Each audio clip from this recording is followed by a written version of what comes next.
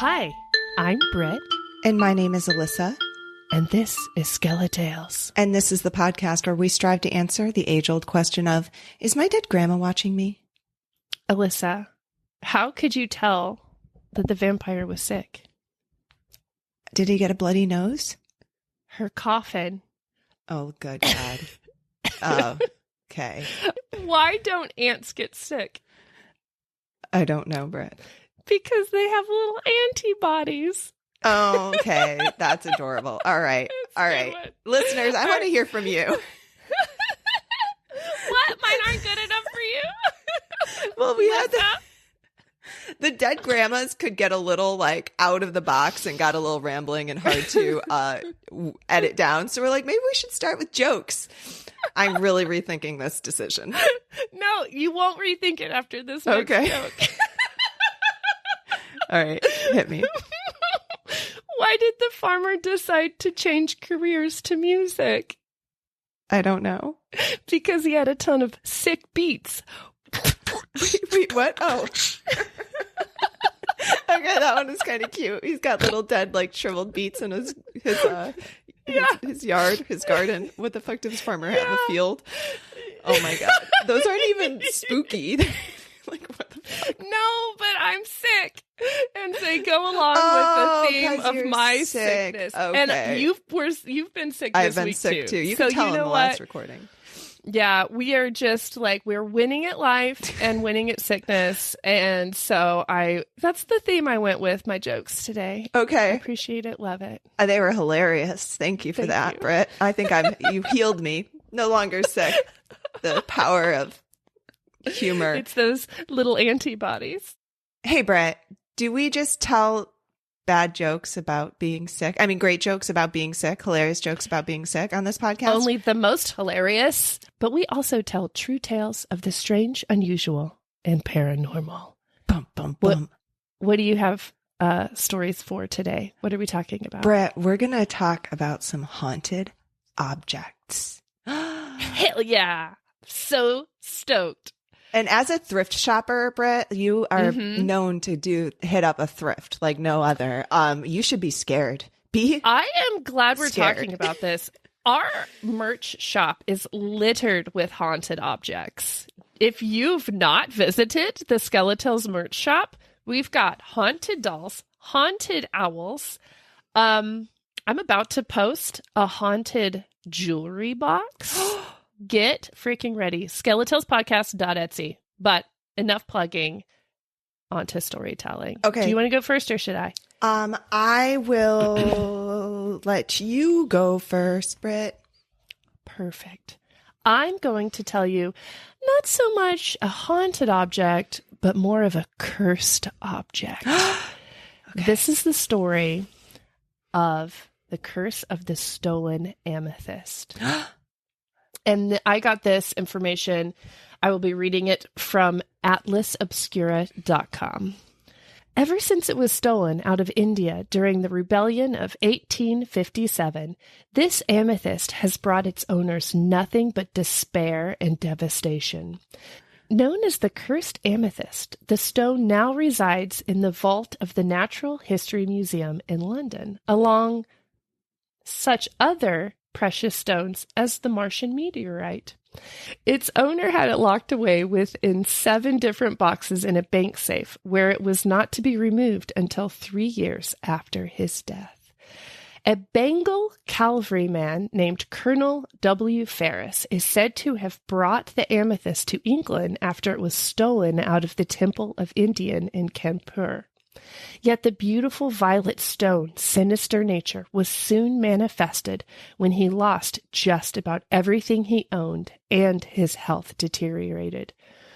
The same misery happened to his son, who inherited the stone, so he gave it to a friend, who subsequently committed suicide. In an unsettling twist, that friend had willed the stone back to the son, who found the amethyst returned to him, now with a body count to its legend. In 1890, Edward Heron Allen received the stone. I'm guessing this is the son of the original colonel.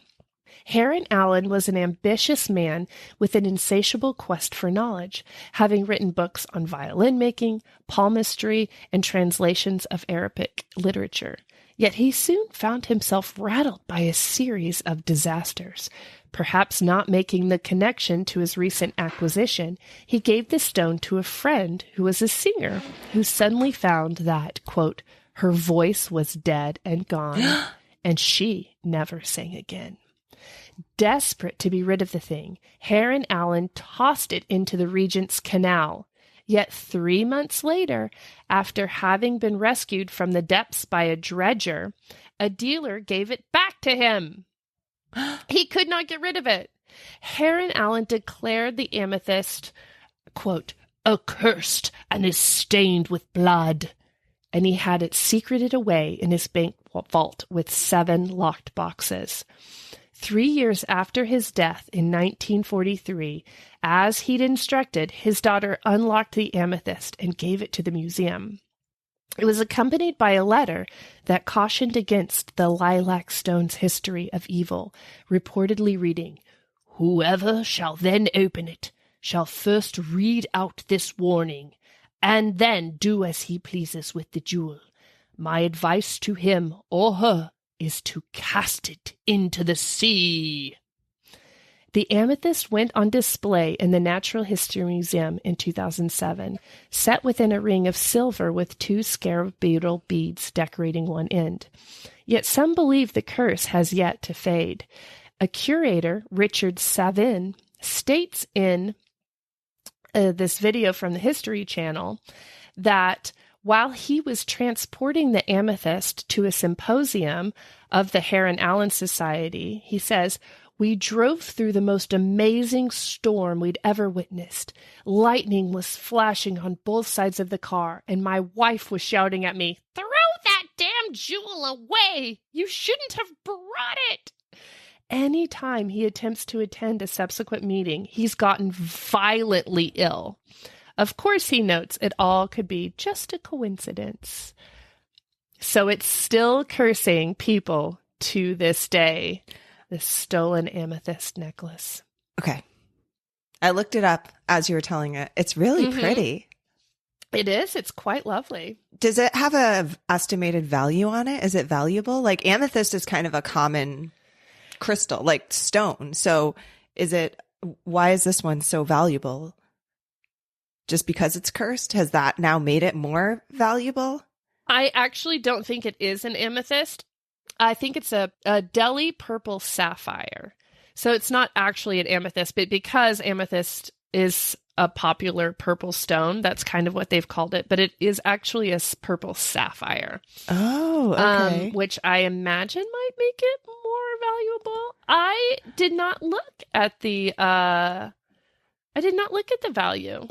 It sounds like even if someone cast it into the sea to be rid of it, it would come right back to them. That's what I'm saying. It's like the you boomerang. would think if you threw that into like a huge ass river, there's no way it would come back to you. Yet it did. Well, and then why would that broker be so honest? Why would he be like, this is I think you accidentally maybe threw they already knew about the curse. Yes, and maybe some shit happened to that broker who was like, fuck this, back to you. So the original person stole it. Well, what's interesting is they didn't necessarily say that he stole it. It just said that it ended up in his possession. Oh, okay. But he was a Bengal cavalryman, Colonel Ferris. So let's just say he stole it. Okay. He stole it. Has the Natural History Museum had any like devastating things occur since it's been on display there? So the curator, Richard Savine, whenever he takes it out of the museum and takes it to these events, something terrible happens to him. There was that insane lightning storm that happened. There was he came suddenly violently ill anytime he was to take it to the event. He became violently ill. It seems that whoever is in like ownership of it or who is like in charge of it or holding it, that is when they become cursed. I wonder if it likes to be on display. And as soon as you like try to like kind of like put it somewhere dark and not letting it shine and in all its glory and beauty, it's like, fuck this. Where are you taking me? No, no, no. Like put me back. And I love everyone looking at me. That is interesting. I don't know much about sapphires and what their powers are supposed to bestow or what a lot of crystals are, they have energy. They have different meanings. What's interesting is I came across a cursed diamond, and it's a very similar story. Different temple from India, but the eye was taken from one of those statues, the god statues. Oh. And cursed. I mean, that definitely, I just don't think that's good juju when you're stealing it. Perhaps if you're given it. No, I think in general, taking anything from a temple is just bad. And you're then just the eye asking of a god for it. It was the Hope Diamond you're talking about? No, I didn't write too. that one down because I was already telling a jewel story. Okay. But that's good. I like that. I like it a lot. I hate it, but I like it. I do love it. It's very pretty. Cursed. Yeah, that you can't get rid of. That's like it just keeps coming back to you. Yeah. Why didn't the guy just get buried with it? He was probably like, fuck no. Like so, something would happen. He'd be like, my body will get washed up, or like something terrible will happen. Grave diggers. I think he just wanted nothing to do with it. So he put it locked far away. And he even said in his will, do not open this until, was it 3 or 4 years after my death? Like he wanted that far apart. Like do not even come into contact until I am well decomposed. Great story. I love it. I love shiny, sparkly things. And Are we ready for my story? I am so ready. Okay, this one is from Bonnie. And Bonnie says, my workplace keeps getting haunted objects, and for whatever reason, on more than one occasion, the entity has attached itself to me and hitched a ride home. I work in a charity shop, so many of the items we get donated are old, not wanted, or from the deceased. I never really considered entities attaching themselves to objects until I started working there. I've had various other experiences with the paranormal growing up, and for whatever reason, the supernatural has always taken an interest in me.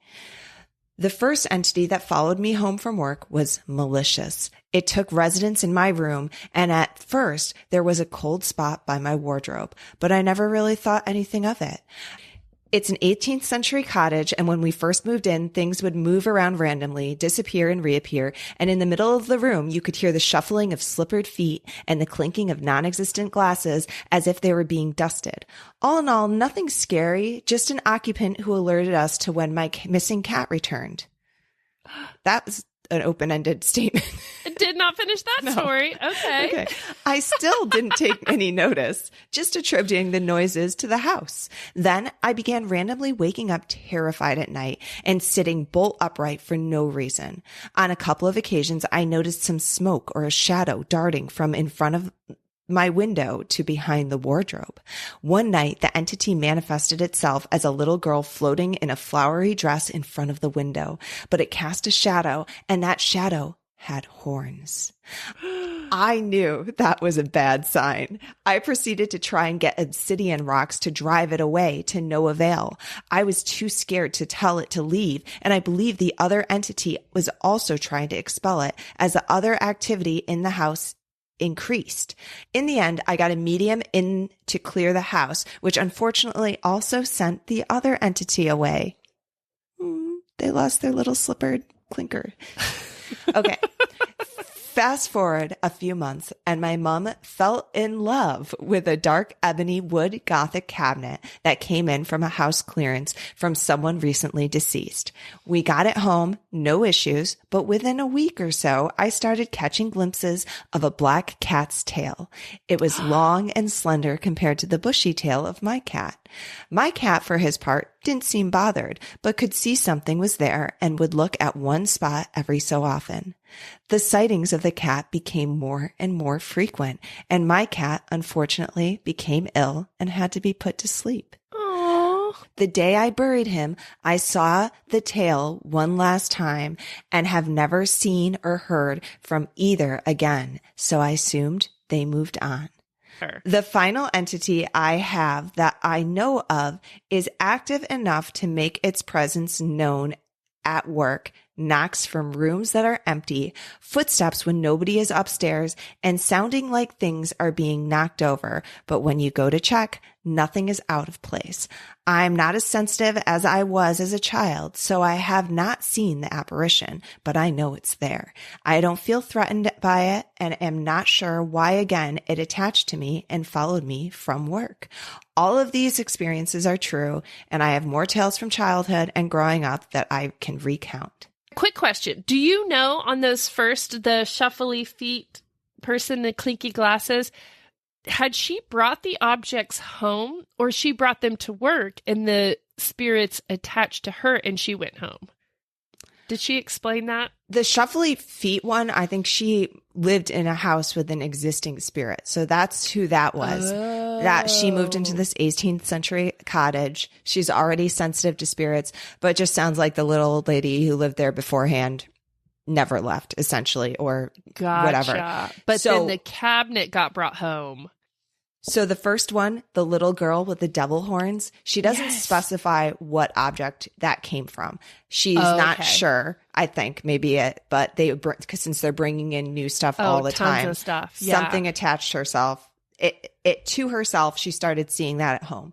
So then she had someone come in and clear the house of spirits, and her old lady who lived there too, who was neutral spirit, got cleared out with the evil one. Okay. Then the wardrobe she brought home, that one had this black cat. I like to think that the little black cat is like her cat sort of like spirit guide. Yeah. And then, her cat is, died and they're like, okay, let's go off together to like cat heaven. Yes, I guess that's what I was because the black thinking. cat never like hung around after that. No, and the black cat was just there to play with her cat. Yeah, and they saw it more and more until the cat died, unless the cat was like a year and a half, and then sus. True. Doesn't really get into how old the cat was. Sus. Oh, the one other thing was the obsidian rocks. I did not know obsidian was something that could protect you from evil spirits. And we're coming back to the meaning of stones here. I found a big hunk of obsidian on the beach once. And I'm wondering if that like came to me for a reason. You still have it? I think I do. It broke and I'm not sure. What does that mean? Bad omens. I didn't know. I'm going to have to go find it and hug it and kiss it. And make it feel better. Recharge that shit in the window or something. I know. Okay. Learning stuff every day on the SkeleTales. All right. Do you have another story, Britt? I do. Okay. This one comes from Drovey. They say, when I was a kid, younger than 12, my mom took me to visit her old friends at their apartment. It was decorated in an odd fashion. Tapestries hung all over the place with old antique furniture and knickknacks lining the walls. We didn't visit there long at all. On our way out the door, my mom pointed out a statue that had been in the living room. It had a beard and eyes that looked straight ahead and a walking stick that connected to the base of the statue. It was about half my height, hand-carved, solid dark wood, and was sort of tribal looking. I remember thinking, ugh, I really hope they don't offer to let her have that thing. It's scary. And they gave it to her. I felt uncomfortable sharing the car ride back home with the statue. My mom was raving about how cool it was all the way home. I couldn't have been less happy. After we made it back, she placed it down next to the fridge in the kitchen, right outside the entryway. That sucked, because our kitchen was the center of the house. Anywhere you wanted to go, you usually had to walk through the kitchen. So I told my mom how much I hated the statue and how I really hated the idea of it being there in particular. My mom told me I was being silly, so it stayed there. I didn't get a wink of sleep that night. I couldn't stop thinking about the statue being on the other end of the house and how it terrified me. It made me feel unsafe. I don't know what I found to be so threatening about it, but the next day my grandmother agreed with my feelings. She told my mom that the statue made her feel uneasy and that it had a negative energy. My mom shook it off because my grandmother was the book-burning type of religious. My mom told her that she was overreacting and that she wasn't getting rid of the statue. I felt constant anxiety. I would often refuse to leave my bedroom in the morning after having violent nightmares involving the statue. It was always something along the lines of the statue becoming animate and stabbing me to death with its walking stick. When I walked through the kitchen, I would literally push my back against the wall and edge around the room to avoid getting near the damn statue. In time, even my mom's friend agreed that it kind of weirded them out too. I hated it. And despite how much it scared people, my mom still wouldn't get rid of it, though she agreed to move it to the living room in a more secluded space. One night, I was sitting in the dining room doing my homework, and my mom was in the living room with her friend. I heard whispering that was akin to what you'd hear in a horror movie. I'm guessing that's horror movie whispers. Cryptic, overlapping, incoherent whispers. I immediately knew the voices didn't belong to my mom or her friend, so I went into the living room to ask them if they heard anything, and before I could speak, the look on their faces told me everything. My mom told me to come closer to her and said, "We heard them too." We all agreed that the sound was unmistakably close to us and that it was as clear as day. The source of the sound had come from, you guessed it, the same spot that the statue had been moved to. We all just sort of stared at the statue for a minute blankly, and I don't remember what else was said after that, but my mom still didn't get rid of the statue. What? The nightmares continued. My anxiety grew worse and worse. Bad things continually happened in the house. My mom got pregnant sometime around then and had to be hospitalized, so I went to live with my grandma for a bit. I told her all about how my mom never got rid of the statue, and I never felt safe since. I told her about the nights I felt someone looming over me, and the times I locked myself in the bathroom because I heard noises coming from the statue. After my mom delivered my baby brother, we moved back home, and the statue was no longer there. My grandmother explained to me that she had burnt the statue, and she didn't care how my mom felt about it, because I didn't deserve to live in fear over a stupid piece of wood. Oh, Grandma. Grandma took care of that. It sounds like Mom just kept on it because Grandma hated it. It didn't, like, that's sort of, she's like, I know it's talking. I know, but Grandma hates it, so I'm keeping it. Like, I just love it. Like, she has to, the mom's gone. It sounds like a few weeks she was gone out of the house, and the grandma's like, my time has come. Burning that shit. Burn it. I know. But, like, I feel Burn like it. the statue could literally be walking around stabbing people, but the mom's like, keeping it. I'm keeping it. I don't care. Grandma hates it, so you're it's worth it. Exaggerating. Yeah. Oh, goodness. Yeah. I'm not a fan of any sort of doll type anything for the most part. Oh, wait, I have a doll of me. Maybe I made myself a voodoo doll. It's out of Legos. Does that count? I just realized I have like a little Lego Alyssa. Oh, it's so cute. And it even has headphones and a microphone. Oh, it has a guitar, which I have not gosh. played because my nails are too long, but fraud. That is adorable. You made that? Well, I mean, it was a make your own little kit thing. It looks like me. It really does. You're wearing your black sweater. You got your headphones. I love it. Yeah. It's brilliant. But now did I make myself a Ouija and it was just over? Maybe that's why I'm dizzy, because it was knocked over. It's on its side. Oh, you're going to feel a lot better now. I'm going to feel a lot better. So I have one more story for you. I curated this story during my search for haunted objects. The question that was posed was, what's the story behind the most haunted object you've ever encountered? And someone says, a Ouija board. Fuck that thing. Never again will I mess with one. My girlfriend at the time brought it in from somewhere. I'm not sure where. We were young, right out of high school. We lived in a small, shitty basement apartment. It was late in the evening when we decided to give it a go. Used it a bit. No big deal. Standard yes, no questions and answers. After a while, the answers started taking a dark turn. Whatever. Girlfriend is just moving the piece. Funny joke. Then the answers went from dark to downright bad. Threats, profanity, and that sort of thing. Girlfriend is still moving the piece and acting all freaked out. Joke gone too far. I know it's not me moving it. It must be her. The joke is not funny anymore. We stop playing and I pack it up in its box. I place the box on a table. She sits across the room on a sofa. I go to the bathroom. I hear a noise. Something fell on the floor. Girlfriend screams and cries. I return. The box is on the floor, face up. No way it could have fallen. Girlfriend says she was sitting the whole time. She is freaked out and panicking. I think my girlfriend has put the box on the floor. The joke is not funny and it's getting old. I'm annoyed by the joke. It's gone much too far and the fact that I'm not going to get laid because of it. I pick up the box and put it back on the table. We stay up a bit longer and then head off to bed. The girlfriend is still acting freaked out. I move the damn box to a high shelf. The box fits nicely, does not hang over. The shelf is stable and level, and I put a small box of rolled quarters on top and push it in the back to weigh it down, just to be sure.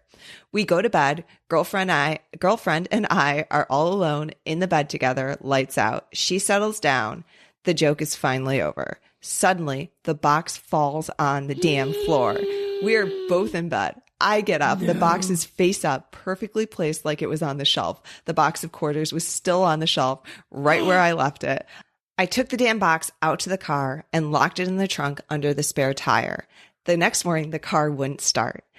No. Dead battery. I jump-started it, and it ran fine afterwards. No reason for the battery to die. It didn't need replaced. No lights left on. It was just dead. And then my girlfriend returned it to wherever it came from after that. The room was fine after that as well. No lingering problems. The house has since been torn down, but years later, there was a small fire in the upstairs caused by old wiring. The house was abandoned by the owner who tore it down later after it was neglected to the point that part of the roof caved in. Once it was gone, it was over. No bad luck, no karma, no bad vibes at all. I don't know. It sounds like it was bad karma for that house. Like everything's like, no, nothing bad happened at the house otherwise. I mean, there was a fire in the attic and the roof caved in. It got destroyed. The owner just abandoned it. Damn renters. That's what happened. So. So I have a theory. Okay. They did not say goodbye. Oh, you're right. They were doing it.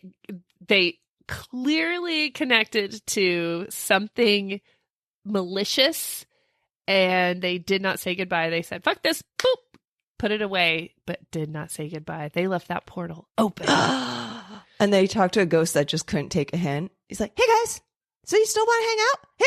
Hey. Like, I'm curious what kind we're of tired. We need to go to bed. Yeah. Like not taking those social cues. He was like kept trying to remind them, please, all you have to do is say goodbye and I will go away. They didn't do it. Now some other poor sap is having to deal with that haunted Ouija board. A lot of these stories are like, I got rid of that. I donated that. It's like, I have seen a handful of Ouija boards at thrift stores in my searching for items, and I say, no, thank you. You can stay there. I will say I did buy a Ouija board from a thrift store, but it was sealed in the originally packaging. It was sealed. Okay. So nobody, unless someone, do you think they have someone at the factory who has to test them all? Like they're like the Ouija board factory. Hello, ghost. Hello. And they're like, yep, this one works. Quality control. Absolutely. 100%. I want maybe that job. They're like the most cursed person ever, though. Oh my God, I know. Surely they know the tips. There's just sage constantly blowing in the room. Or they have a ghost on staff, a spirit that like they know it's a good spirit. The Mattel that ghost? has to show up. Yes, the Mattel. It's Mr. Mattel himself. He started Mattel Toys. Well, that's all I got for haunted objects today, Britt. I think this was fun. I think we did good. I feel excited to go find some cursed objects. Just kidding. I will not. No, be but bringing why many does this statues make or me Ouija want to go? Why does this make me want to go to the thrift store and like go find some haunted jewelry or something? I know. I love it and I hate it. Or I don't want to, but I do want to. You know, I do have a story I want to tell you, and I'm going to tell it to you over on Patreon. Oh, okay. And it is about a cursed painting that burns houses down. What? Mm-hmm. Oh my God, that doesn't even make sense. If anybody else wants to hear this story, you can go on to our Patreon, SkeleTales Podcast, at Patreon. I think that's what it is. And become a member and hear the story for yourself. That's very exciting. Okay, I want to hear it. I'm so confused already. How does a house burn down but not burn the painting down? Okay. Get ready. All right. Get ready. Hey, if you have any stories of haunted objects or cursed objects, or maybe things that you saw but were like, knew better. You're like, oh, no, not bringing that home. We want to hear about it. Please send your stories into our hotbox at skeletalespodcast@gmail.com, or you can call into our hotline. 302-689-DEAD, 302-689-3323. We are on all of the socials as SkeleTales Podcast. Find us over there. Facebook community, Twitter. Alyssa's throwing down the hot jokes. Jesus. I don't know if you will hear this bad joke I told at the beginning. You have to go over there to read it. Yeah. Oh, yeah. Go Instagram. Read my joke on Twitter and be the one person, please, for the love of God. I do not understand Twitter. I don't. And apparently it's not even a joke. It's just something that people are often confused about. Like Brit. Well, now the suspense is killing everybody. You have to go over there now. Exactly. Keep the mystery alive, Alyssa. Yes. Also, go look at our own haunted objects. Yes. SkeleTalesPodcast.etsy. Share with a friend, please. Get your friend's story, please. If you have some nice things you want to say about our podcast, you enjoy this podcast, please write us a review. I don't know if you can write reviews on the Google or on our Facebook page. Maybe you can. If you anywhere you can. It takes 5 minutes. Go totally rate us, review us. We'd be But it really does help us get on the charts on Apple Podcasts for sure. Yeah, definitely. Anything else? Oh, yes. I got a haunted object, and you know how I knew it was haunted? No, how? What'd you? Vibes. It said, haunt y'all later. Haunt you later. Good night. Good night. Bye.